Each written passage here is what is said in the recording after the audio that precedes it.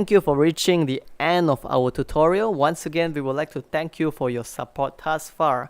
And if you find what we do here to be helpful, please help us by leaving a like, comment, subscribe, and share our videos.